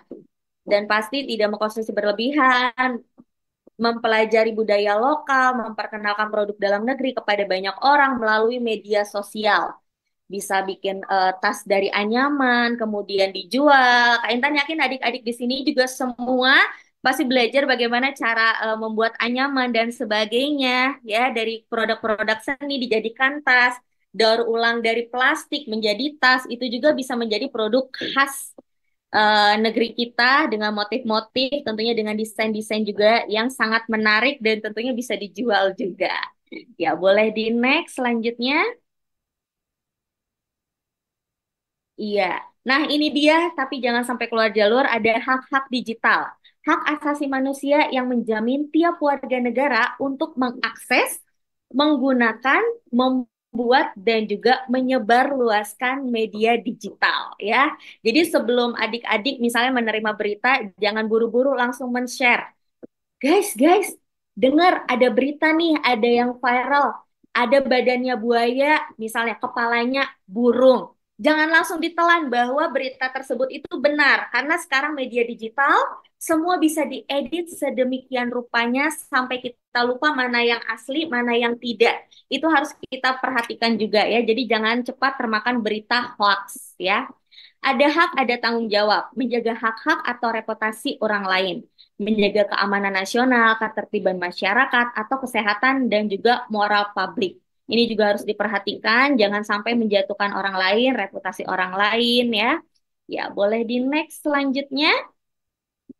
Di sini kita bisa lihat ragam hak digital, yaitu hak untuk mengakses, hak untuk berekspresi, hak untuk merasa aman. Ketika kita bermain media sosial, tadi juga sudah disampaikan oleh Pak Ari ya, jangan cepat mudah dalam video untuk menyebarkan informasi pribadi yang tidak penting seperti KTP, SIM, dan sebagainya ya. Ya, boleh di next.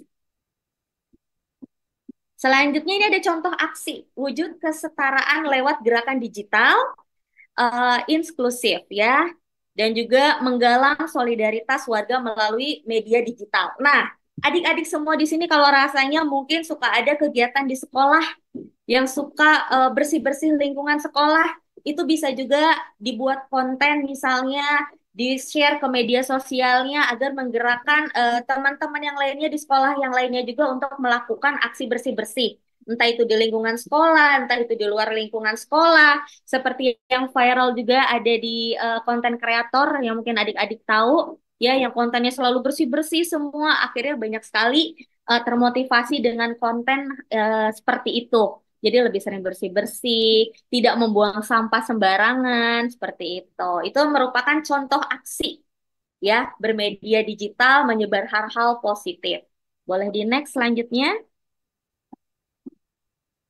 Nah, kesimpulannya di sini adalah dunia digital adalah dunia kita sekarang ini. Mari mengisinya dan juga menjadikannya sebagai ruang yang berbudaya, tempat kita belajar dan juga berinteraksi. Tempat anak-anak kita bertumbuh kembang sekaligus tempat di mana kita sebagai bangsa hadir dengan bermartabat dan juga mungkin bisa dibilang hadir bersama toleransi ya. Contohnya nih, sekarang yang lagi viral juga, ini kayak Intan tadi lupa menyampaikan, banyak banget biasanya orang itu sekarang sering menyerang via media sosial atau bullying cyber karena perbedaan keyakinan. Jangan salah, kalau sekarang Kak Intan lihat banyak sekali orang yang bermain media sosial tapi sudah tinggi toleransinya, itu keren banget. Kak Intan salut dengan hal yang sekarang. Eh, Contohnya ada juga istilah tentang soal agama kita toleran, tapi soal takjil kita duluan. Dan yang menyampaikannya itu adalah yang nonis. Itu menjadi salah satu konten untuk kita semua berbudaya digital dengan penuh toleransi. Ya, mungkin itu saja yang bisa Kak Intan sampaikan. Kurang lebihnya mohon maaf. Sekali lagi, wabillahi taufiq wal hidayah. Wassalamualaikum warahmatullahi wabarakatuh. Selamat menjalankan ibadah puasa.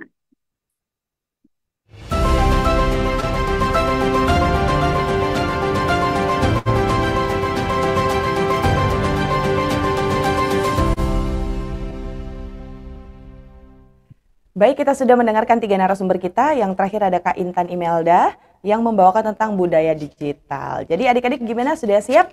Kita akan langsung melihat sesi tanya jawab pertanyaan yang kalian berikan kepada ketiga narasumber kita. Tapi sebelum itu boleh minta tepuk tangannya dulu untuk siang hari ini tentunya. Semangat sekali semuanya adik-adik dari Kota Tangerang Selatan pastinya. Kita akan langsung pilih 3 pertanyaan. Kita mulai dari pertanyaan pertama. Dari Rizky S, SMP Negeri 4 Tangerang Selatan, kepada Ibu Anggraini Hermana. Jika seorang pelaku cyberbullying adalah anak di bawah umur, apakah bisa ditindak pidana atau hanya diberi edukasi mengenai cyberbullying? Langsung saja saya berikan kepada Ibu untuk bisa menjawab. Baik, terima kasih Kak Stefani untuk pertanyaannya dari Kak Rizky ya. Pertanyaannya bagus. Nah, irisnya memang pelaku cyberbullying akhir-akhir ini didominasi oleh anak di bawah umur. Nah, itu dia ya. Nah, akhir-akhir ini yang kita lihat di berita ya. Nah, itu kan seharusnya bukan ranahnya ya. Posisinya itu serba salah karena begini.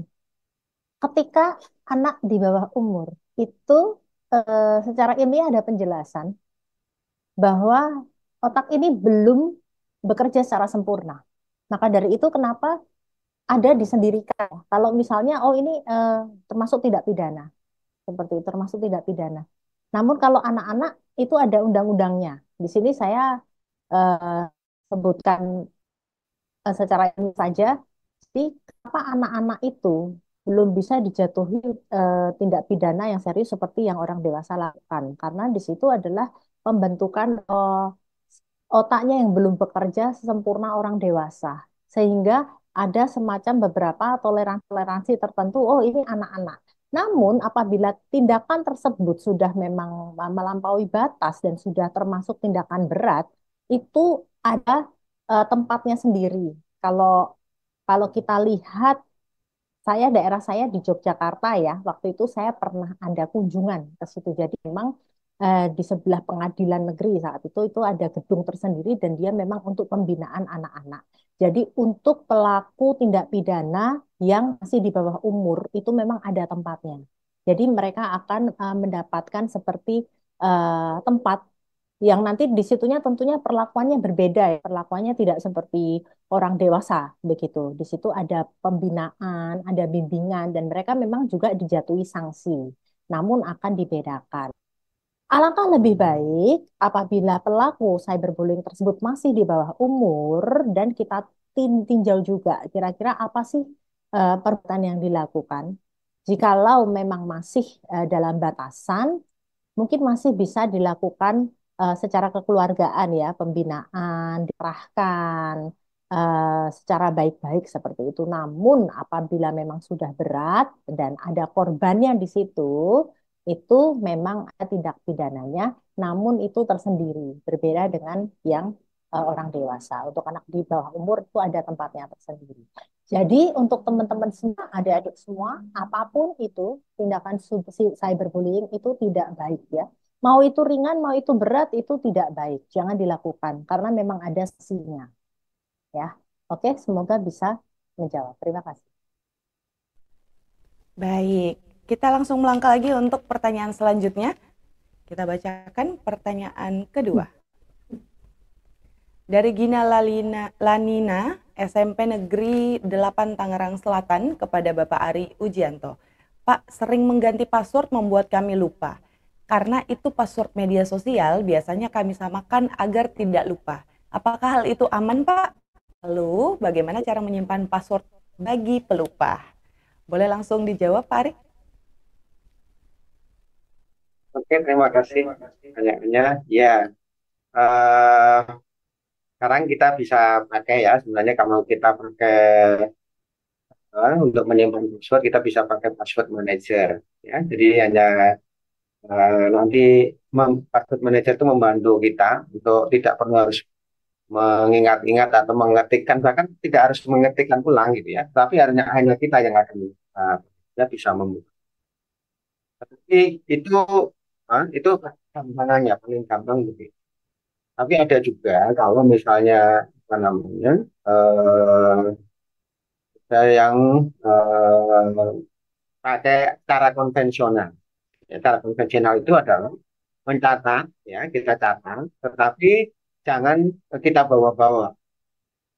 Ya, ada yang mencatat dan kita bawa-bawa. Kita bisa simpan di rumah, ya, kita simpan di rumah yang nanti kalau kira-kira kita lupa bisa minta anggota keluarga, misalnya ibu bapak kita untuk memberitahunya. Tetapi yang paling simpel dan aman itu memang password manager ya, hati-hati ya. Jadi kalau password manager nanti prosesnya belum tahu, gampang ya, link di situ ya, di beberapa apa namanya nanti bisa dilakukan. Saya juga menggunakan itu untuk karena akun saya banyak gitu. Jadi ya pakai beberapa saya pakai jar ya. Jadi tidak hanya sekedar apa namanya passwordnya Sultan, tapi kemarin juga rutin kita ganti. Ya itu memang akan membuat kita kadang-kadang lupa. User bisa mengatasi. Itu sederhana ininya jawaban dari saya. Terima kasih atas pertanyaannya. Selanjutnya kita akan bacakan lagi untuk penanya terakhir yang telah masuk.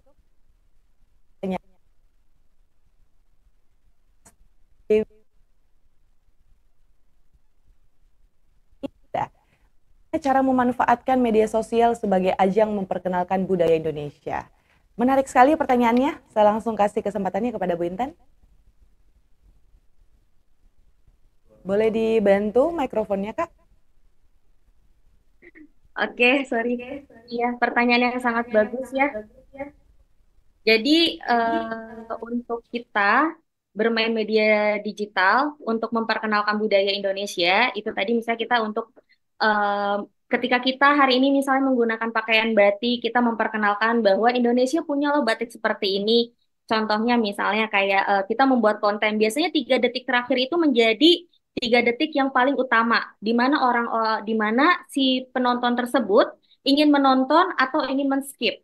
Contoh, jangan mau terlihat cantik kalau kamu mau pakai ini. Orang akan tertarik. Oh iya ya, apa nih? Maksudnya jangan terlihat cantik kalau kamu nggak mau pakai ini. Apa nih ketika dilihat misalnya, oh iya ternyata ada pakaian batik ya. Oh ini pakaian batik daerah mana? Nah seperti itu contohnya. Dan masih banyak juga yang lainnya. Kalau tadi Kak Intan sempat lihat misalnya di tempat sekolah-sekolah nih, biasanya suka ada juga misalnya ekstrakurikuler tentang kesenian. Nah ketika join misalnya ada membuat patung, misalnya seni atau juga ada membuat latihan tari daerah, bisa kita membuat konten story atau misalnya ketika kenaikan kelas tentang pensi, misalnya kalau untuk ada SMP yang ada pensi, itu kita video terus kita upload. Nah jangan lupa penggunaan hashtag juga menjadi hal yang sangat penting ketika di mana orang luar bisa mengakses juga dan melihat tentang konten tersebut. Contohnya misalnya dance tradisional. Nah, itu bisa masuk nanti hashtagnya keluar orang ketika di orang luar tersebut itu, di luar Indonesia, mencari tentang hashtag tersebut. Nah, nanti dari situ akan berjalan, itu nanti akan memperkenalkan budaya Indonesia ke rancah internasional juga tentunya. Mungkin itu saja. Terima kasih. Baik, terima kasih jawabannya dari Kak Intan ya. Kita sudah dengarkan 3 penanya dan sebentar kita pasti akan mengumumkan untuk 10 penanya terbaik yang berhasil mendapatkan digital e-money 100.000 masing-masing per orang. Baik, sebelum kita melangkah untuk menyapa juga dan sekaligus mendengarkan siapa yang mendapatkan digital e-money, kita akan langsung juga untuk mendengarkan closing statement dari ketiga narasumber kita. Saya mengundang untuk ketiga narasumber kita kembali hadir untuk sama-sama memberikan closing statement. Kali ini kita memulai dari Ibu Anggraini Hermana. Silahkan. Ya, terima kasih Stefani. Closing statement dari saya untuk teman-teman, adik-adik semua pelajar Indonesia ya. Jadilah kita bangsa yang beretika dan budaya karena itu merupakan identitas kita sebagai bangsa Indonesia. Jadi ingat supaya apa? Kalau nanti kita ketemu orang lain sebagai percontohan nih teman-teman di Tangsel, semua pelajar di Tangsel ini orangnya beretika ya, anak-anaknya sopan, kalau berdigital seneng deh. Dari Tangsel bisa menginfluence ke seluruh Indonesia dan dari Indonesia bisa menjadi inspirasi dunia. Oke? Jadi terapkan selalu etika baik kita di dunia nyata maupun di dunia digital. Itu saja closing statement dari saya. Terima kasih Kak Tuhan. Untuk Ibu angkat ke Bapak Aji Ujianto. Silahkan Pak. Terima kasih adik-adik semuanya, Bapak Ibu Guru. Kita tahu bahwa tidak ada ya dunia maya, dunia nyata itu pasti ada celah-celah untuk tidak amannya. Ya. semua pasti ada celah-celah untuk tidak aman. Makanya kita harus menjaga aman. Karena semuanya ini semua terdigitalisasi ya, tidak hanya sekedar belajar, tapi juga belanja, tapi juga bertransaksi gitu ya. Nah, makanya kita harus menjaga diri kita agar aman. Jadi aman, untuk aman kita harus tahu ya apa sih yang harus kita lakukan agar kita berinternet atau selancar di dunia digital itu aman. Mulai dari gadget kita atau gawai kita ya yang kita gunakan itu harus aman. Kemudian tadi kita juga menjaga data pribadi kita, identitas kita jaga, jejak digital kita. Jangan sampai jejak digital kita negatif ya. Kemudian juga tidak melakukan kejahatan-kejahatan ya, termasuk cyberbullying itu yang membuat nanti jejak kita jelek, tapi juga kita bisa tadi dipidana. Hati-hati soal itu. Makanya dunia maya dan dunia nyata ada sisi yang harus kita waspadai karena ada kejahatan, ada kecenderungan untuk melakukan kejahatan di sini. Terima kasih. Baik, terima kasih untuk closing statement dari Bapak Ari. Selanjutnya kita melangkah ke Kak Intan. Baik, mohon izin mungkin. Lupa terus, sorry.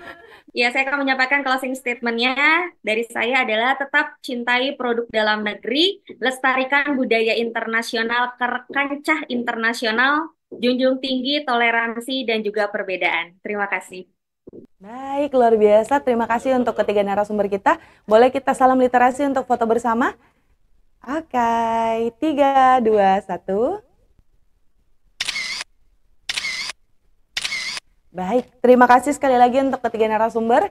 Sampai ketemu lagi di waktu yang tentunya masih akan terus dibersamai untuk memberikan banyak sekali impact positif, insight positif untuk seluruh anak bangsa di pelosok dan juga khususnya di kota Tangerang Selatan. Oke, saya sudah langsung mendengarkan banyak sekali nih wawasan baru dan juga tambahan juga untuk adik-adik semuanya. Tapi rasanya kurang lengkap kalau kita tidak langsung melihat bagaimana keseruan dari teman-teman atau adik-adik dari para peserta webinar kita. Kali ini saya langsung menyapa dari SMP Negeri 4 Tangerang Selatan. Selamat pagi. Wah, rame banget semuanya. Apa kabar adik-adik? Selamat pagi, Pak. Wah, sepertinya ini lagi di aula sekolah ya. Selamat pagi, Pak. Suaranya belum terdengar, Pak. Boleh dibantu? Suaranya belum terdengar.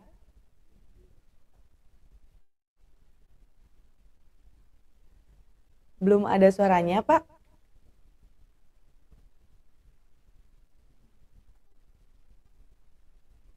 Boleh dibantu untuk mikrofonnya belum tersambung mungkin, Pak? Audionya belum dengar.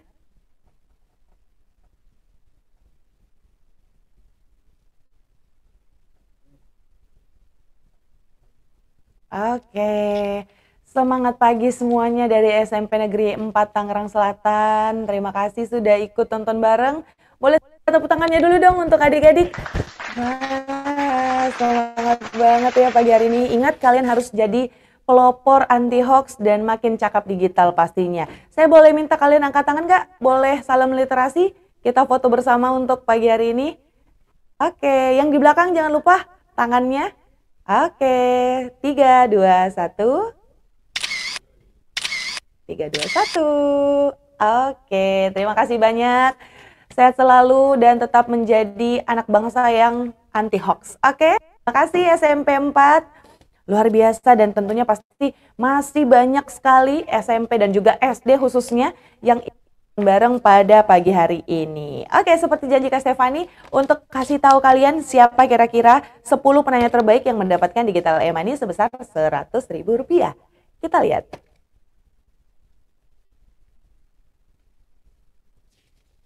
Selamat untuk Rizky dari SMP Negeri 4 Tangerang Selatan, Gina Lanina SMP Negeri 8 Tangerang Selatan, Astari Dewi SD Negeri Jombang 1, Aisyah Putri Kamila, SMP Islam Plus Baitul Ma'al. Ada Teti Arlena dari SD Negeri Cipayung 01, Alea Malika, SMP Negeri 4 Tangerang Selatan, Joya Simanjuntak, SDK Solideo, Ratu Kalia, SMP Negeri 4 Tangerang Selatan, Samantha Fania Prestiani, SMP Negeri 4 Tangerang Selatan, dan ada Rasyan, SMP Paramarta Unggulan. Selamat sekali lagi untuk 10 penanya terbaik kita sudah mendapatkan ini masing-masing Rp100.000. Luar biasa nih adik-adik ya. Jangan lupa untuk follow akun media sosial dari Instagram @literasi_digital_kominfo, ada Facebook fanpage Literasi Digital Kominfo, dan kanal YouTube Literasi Digital Kominfo, serta mengunjungi websitenya di literasidigital.id.